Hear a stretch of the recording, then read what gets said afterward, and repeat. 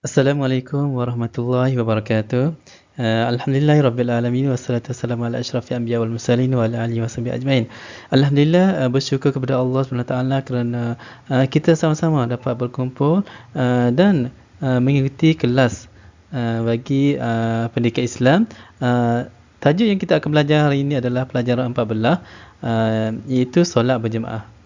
Tema dia solat berjemaah pengikat hati. Okey. Kenapa kita perlu solat berjemaah? Okey, firman Allah Subhanahu Wa Taala, ba'da a'udzubillahi minasyaitonir rajim. Bismillahirrahmanirrahim. Wama umiru illa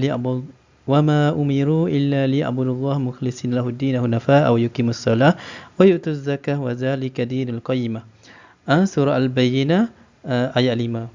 Yang bermaksud, padahal mereka tidak diperintahkan melainkan supaya menyembah Allah dengan mengikhlaskan ibadah kepadanya.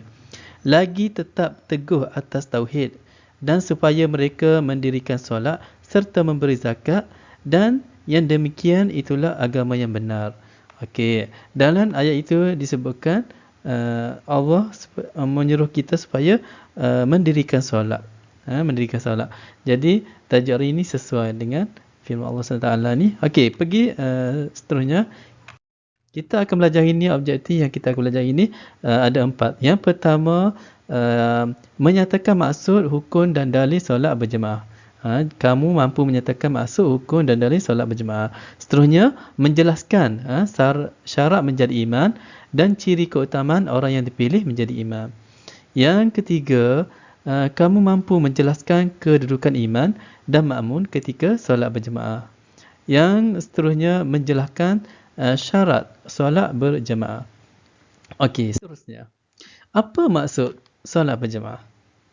Okey, maksud solat berjemaah berasal dari segi bahasa, ia berasal dari perkataan jamaah. Dari perkataan jamaah yang bermaksud berkumpul. Manakala dari segi istilah adalah solat makmum bersama solat imam, dengan sekurang-kurangnya seorang imam dan seorang makmum mengikut syarat-syarat tertentu. Okey, hukum solat terhadap individu dan komuniti masyarakat. Okey, kita lihat di sini, hukum solat kepada individu, kepada seseorang itu adalah sunat muakkad. Solat berjemaah pada individu adalah sunat muakkad. Tetapi hukum terhadap komuniti masyarakat adalah fardu kifayah. Fardu kifayah di mana sekiranya orang kampung, orang komuniti masyarakat tersebut tidak solat di masjid, maka semuanya dikira berdosa. Dikira berdosa. Okey. Seterusnya. Okey. Sila baca dalil solat berjemaah. Okey, yang ni ustaz nak kamu baca. Kamu baca. Cuba lihat dan baca. Ustaz akan pilih secara rawak di kalangan kamu. Okey, seterusnya.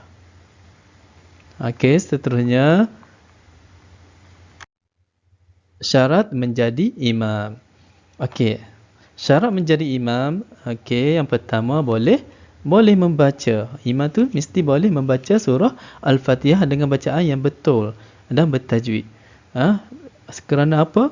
Nabi berfirman, la solata liman la yaqra'u Fatihal kitab. Tidak dikira solat bagi orang yang tidak membaca surah Al-Fatihah. Okey. Jadi imam ni mesti kena baca surah Al-Fatihah. Manakala makmum tak apa dah. Dia tidak sempat baca ketika solat, tak jadi masalah sebab dia solat berjemaah. Kira imam membawa mas'uliyah tersebut, membawa tanggungjawab tersebut. Jadi sekiranya dia tidak sempat membaca, dikira sah juga solat dia. Okey. Seterusnya, tetapi tetap bacaan surah Al-Fatihah, afdalnya kita membaca selepas imam selesai membaca Al-Fatihah, kita pun sambung terus baca. Okey, kalau di sisi mazhab Hanafi, tidak perlu baca, makmum tidak perlu baca surah Al-Fatihah.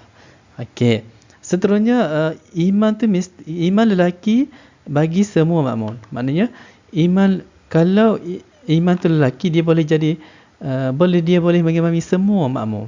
Sama ada perempuan, kanak-kanak, orang tua, lelaki, semuanya dia boleh jadi, dia boleh jadi imam lah kepada semua itu. Manakala imam perempuan pula hanyalah untuk perempuan sahaja. Maknanya sekiranya ada makmum lelaki, tak sah solat tersebut. Kerana imam perempuan ni hanyalah untuk perempuan sahaja. Okey, seterusnya makmum meyakini sahnya solat imam. Makmum ni mesti kena yakin bahawa imam itu dia tidak menunjukkan perkara yang membatalkan solat. Seperti kita tengok imam tu terkentut, maka tidak sah. Ataupun kita tengok imam tu badan dia berdarah, jadi tak sah. Sekiranya kita tak yakin dengan imam tu, maka tak sah solat tersebut. Jadi kita ni kena mesti meyakini solat imam. Kita tengok biasa imam tu cukup syarat menjadi imam. Okey, kita boleh pergi ke slide seterusnya. Okey, ni antara ciri keutamaan menjadi imam.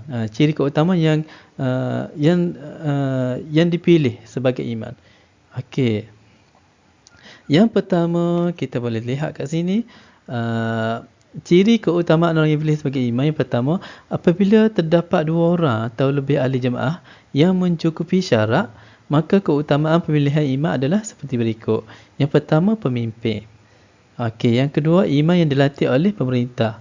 Ini contoh kalau di Kelantan ya, dilantik oleh Majlis Agama Islam Kelantan, oleh pemerintah. Okey, seterusnya tuan rumah. Tuan rumah dah. Kita nak pergi maya tu, biar tuan rumah tu jadi imam molek je. Okey, kalau di kampung, molek imam kampung tu jadi imam. Okey, soalnya macam tu lah. Okey, seterusnya lebih alim dan berpengetahuan. Mesti imam tu lebih alim dan berpengetahuan. Sekiranya terdapat semua syarat ni, tu imam tu lebih alim dan berpengetahuan, kita tengok pula. Okey, kita boleh tengok balik pula syarat seterusnya, itu lebih fasih baca Al-Quran. Okey, sekiranya dia lebih fasih baca Al-Quran, antara 2 orang ni, kita pilih dia. Sekiranya dua-dua fasih Al-Quran, kita tengok lagi mana lebih warak dan soleh. Okey, seterusnya kita tengok mana lebih baik akhlaknya. Seterusnya lebih bersih badannya serta kemah pakaiannya. Dan seterusnya kalau semua ada, kita pilih. Kita tengok pula mana yang lebih merdu suaranya. Kalau dua-dua lebih merdu suaranya, kita tengok lagi mana di antara mereka ni yang telah berkahwin. Kalau ada juga telah berkahwin, yang terakhir kita tengok mana yang lebih tua antara mereka ini. Okey. Seterusnya, okey, di sini terdapat tentang kedudukan imam dan makmum. Okey. Anak-anak pelajar sekalian boleh tengok kat sini. Kedudukan imam dan makmum, dan makmum. Okey. Okey, ni imam dan seorang makmum yang sama jantina. Kalau lelaki, ni tak imam dan makmum dia duduk belakang sikit. Duduk belakang sikit daripada tumit tak imam.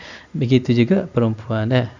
Okey, sekiranya sekumpulan makmum lelaki sahaja, okey, kalau solat 3 makmum dia macam ni. Tak imam duduk depan, lepas tu 3 lelaki duduk belakang. Okey. Seterusnya kedudukan imam dan makmum. Imam perempuan dan 2 makmum perempuan. Kalau imam tu perempuan, dia depan sikit kaki dia. Lepas tu makmum tu duduk belakang tumit kaki dia lah.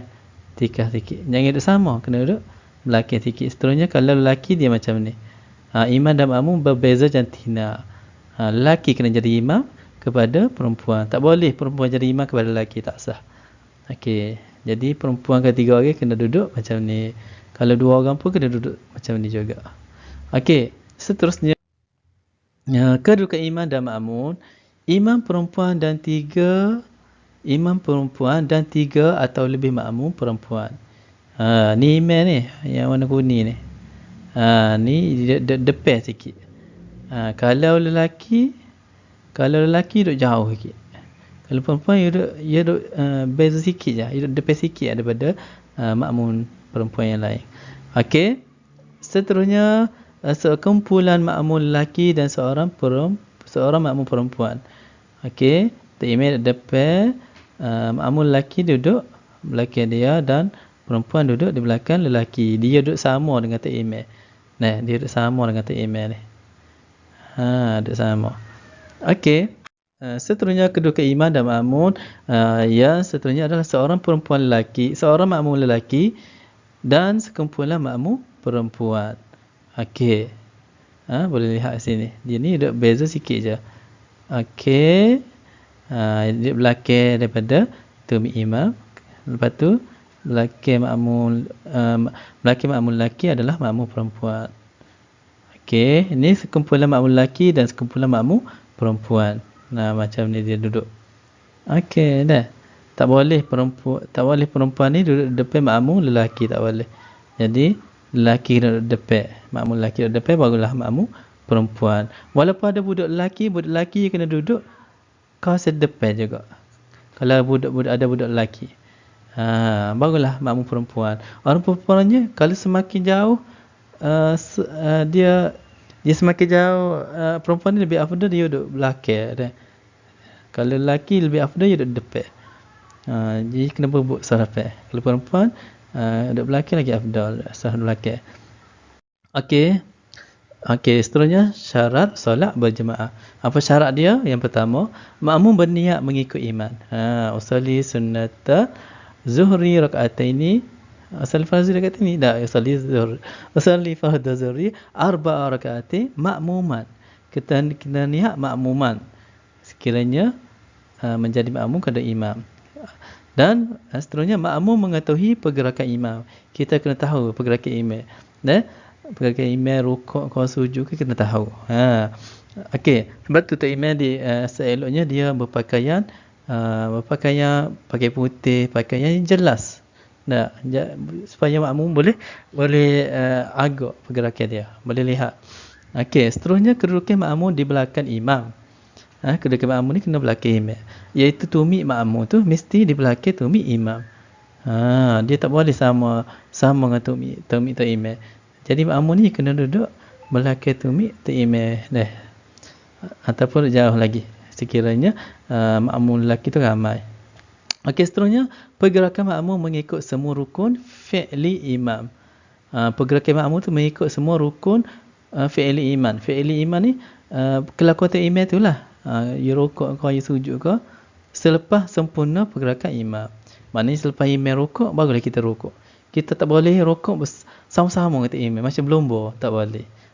Jadi maksudnya imam rukuk dulu barulah kita rukuk. Nah, okey, seterusnya yang terakhir, jarak antara saf terakhir dalam masjid dengan saf pertama di luar masjid tidak boleh melebihi 150 meter, 300 hasta.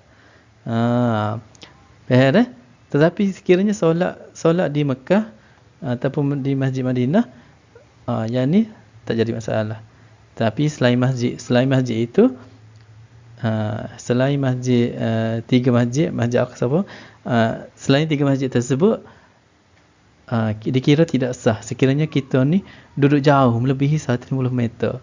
Tak imam duduk depan, makmum pun duduk depan, kita ni duduk jauh dengan makmum duduk depan tu, lebih 150 meter, maka dikira tidak sah solat berjemaah tersebut.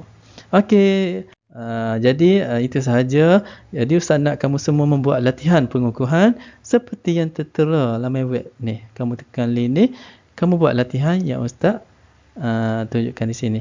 Okey, ataupun kamu pergi ke Google site Ustaz yang Ustaz akan beri dan kamu jawab latihan pengukuhan tersebut.